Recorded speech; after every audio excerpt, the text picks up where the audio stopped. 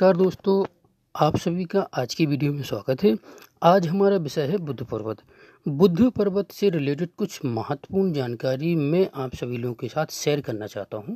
जैसा कि हम सभी जानते हैं, हथेली में छोटी उंगली के नीचे और हार्ट लाइन के ऊपर का ये एरिया बुद्ध पर्वत का एरिया कहलाता है। बुद्ध पर्वत की क्या विशेषताएं होती हैं, ये उन्नत होना क्यों ज़रूरी है और हमें इसके बारे में क्या जानना चाहिए, ये सारी चीज़ें हम आपसे शेयर करना चाहते हैं। बुद्ध पर्वत से क्या होता है? बुद्ध पर्वत से हम व्यक्ति की बुद्धि, विवेक, बौद्धिक क्षमता और बोलने की कला, एक व्यापारिक कला आदि इन सब चीज़ों के बारे में अध्ययन करते हैं। एक अच्छे व्यापारी, अच्छे बोलने वाले, जो अच्छा एक वक्ता होता है, उसके लिए बुद्ध पर्वत का उन्नत होना बहुत आवश्यक होता है। बुद्ध पर्वत का ये एरिया जैसे कि आप देख रहे हैं, इसको मुख्यतः 3 भागों में डिवाइड किया गया है, 3 भागों में बांट लिया जाता है।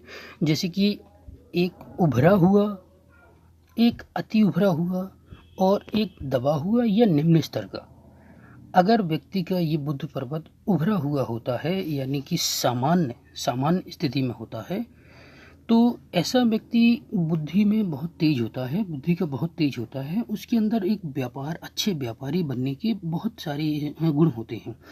लेकिन ऐसा व्यक्ति में एक अवगुण भी होता है, ये कान का कच्चा होता है। ये दूसरे या सामने वाले व्यक्ति की बातों में बहुत जल्दी आ जाता है, उनकी बातों पर विश्वास कर लेता है। दूसरा होता है अति विकसित, यानी कि ये बुद्ध का जो एरिया होता है, ये अति उभरा हुआ, ऊपर की तरफ उठा होता है। तो ज़्यादा अगर उठा होता है, ज़रूरत से ज़्यादा, तो इसे अति विकसित बुद्ध पर्वत कहते हैं। ऐसी स्थिति में व्यक्ति के अंदर क्या होता है, बौद्धिक क्षमता तो बहुत अच्छी होती है, बुद्धि बहुत अच्छी होती है, एक अच्छे व्यापारी बनने की क्षमता होती है, परंतु उसमें इसके अवगुण थोड़ी सी आ जाते हैं। वो अपनी इस बुद्धि का इस्तेमाल केवल अपने फ़ायदे या अपने परिवार के फ़ायदे के लिए ज़्यादा करने लगता है। ऐसा व्यक्ति थोड़ा चालाक किस्म का होता है, उसे पता होता है। ऐसा व्यक्ति चालाक किस्म का होता है और ऐसा व्यक्ति इतने जल्दी किसी पर विश्वास नहीं करता, क्योंकि उसे अति डेवलप होता है। तो वो थोड़ा कहीं ना कहीं व्यक्ति सामने वाले पे थोड़ा शक करता रहता है। उसे लगता है कि शायद ये कहीं सही बोल रहा है या नहीं बोल रहा है, या ये कितना सही है। तो इतने जल्दी से वो किसी पे विश्वास नहीं करता। तीसरा जो होता है, ये होता है दबा हुआ या निम्न स्तर का। अगर ये एरिया जो हथेली में है, ये एरिया जो आप देख रहे हैं, ये दबा हुआ हो या निम्न स्तर का हो, तो ऐसे व्यक्ति को व्यापार की दृष्टि से थोड़ा वीक या कमज़ोर माना जाता है। एक ऐसा व्यक्ति नौकरी या किसी के अंडर में रहकर काम करना चाहता है। ऐसा व्यक्ति व्यापार की दृष्टि से थोड़ा कमज़ोर, थोड़ा वीक माना जाता है। ऐसे व्यक्ति को या किसी के अंडर में रहकर काम करना चाहिए। ऐसे लोग अधूरे ज्ञान, जिन्हें उस काम से संबंधित पूरी प्रॉपर जानकारी नहीं होती है, फिर भी ये उस काम में हाथ डालते हैं, उस काम को करना चाहते हैं, तो ऐसा व्यक्ति अक्सर सफल नहीं देखा गया है। ऐसे व्यक्ति अलग अलग जगह पर हाथ आजमाते हैं। जैसे कि एक ही समय पे इन्हें ये काम किया, फिर कुछ दिन बाद दूसरा काम कर रहे हैं, कुछ दिनों बाद तीसरा काम कर रहे हैं। तो इस स्थिति में क्या होता है, ये अपने कार्य में सफल नहीं हो पाते और अच्छे व्यापारी नहीं बन पाते। तो हथेली में बुद्ध पर्वत का दबा हुआ होना अच्छा नहीं माना जाता है। इनका क्या है, चंचल स्वभाव भी होता है, जिससे ये क्या रहता है कि जगह जगह हाथ आजमाते रहते हैं और क्या है, ये सफल नहीं हो पाते। ये तो हुई पर्वतों की बात। इसके अलावा बुद्ध पर्वत पे कई तरीके के सैंबल निशान भी होते हैं। जैसे कि अगर बुद्ध पर्वत पे एक त्रिकोण का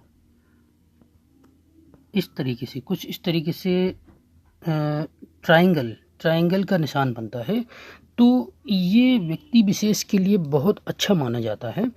ऐसी स्थिति में क्या होता है, रातों रात इसे कोई एक पद प्रतिष्ठा या मान सम्मान, या ऐसे समझिए आप एक लॉटरी, जिनकी एक रातों रात लॉटरी लग जाते हैं, रातों रात करोड़पति बन जाते हैं, तो ये क्वालिटी इनके अंदर आ जाती है, जिनके हाथ में ऐसा निशान होता है। ये तो हुई पर्वत और इन पे कुछ निशानों की बात। अब अगर इसके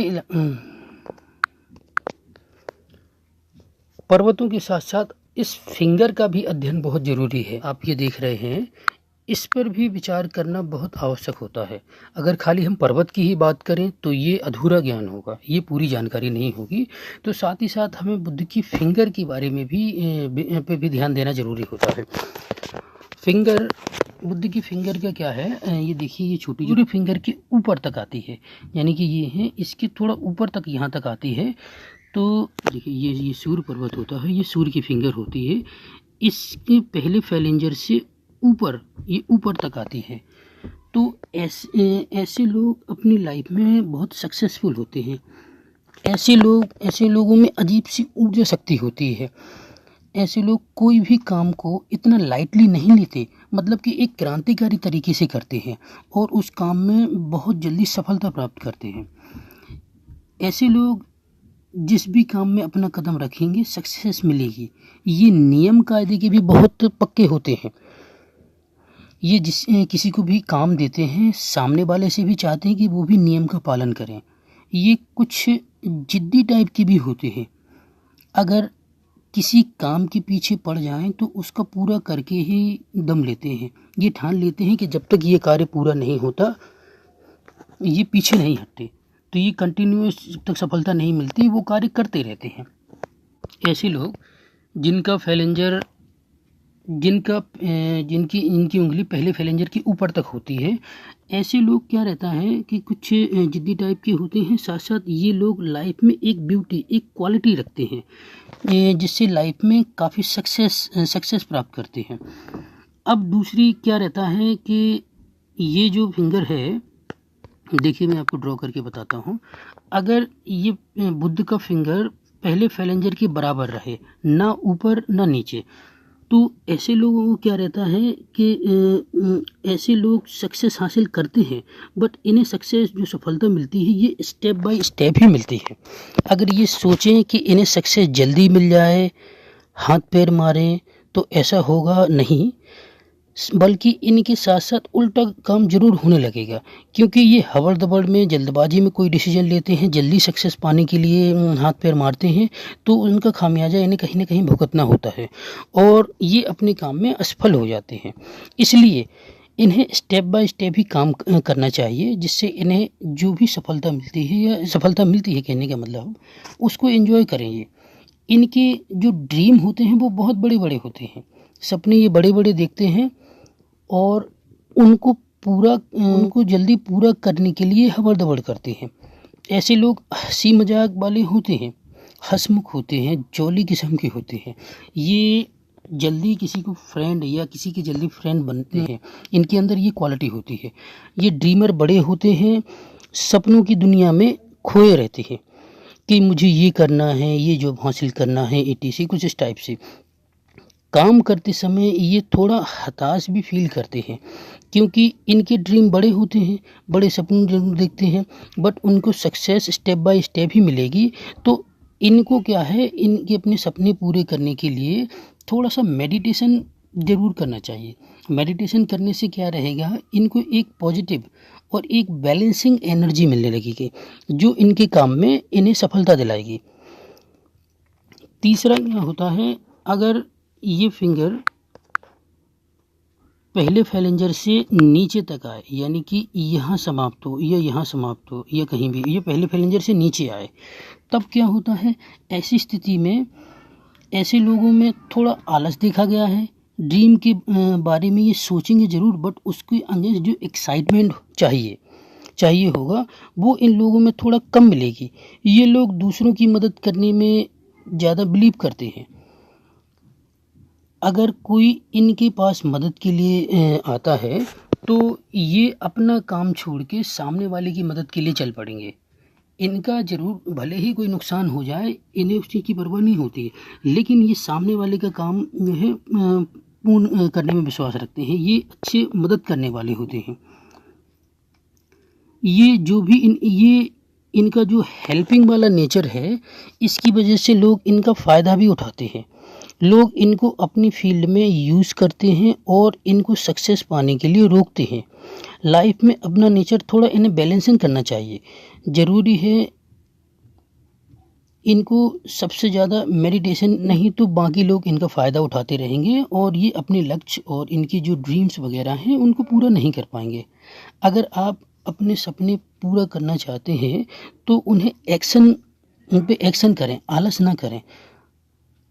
आप जो बड़े लोग हैं जिन्हें बड़े सपने देखे हैं, आप उनके सपने पूरा करने के लिए वर्क करेंगे।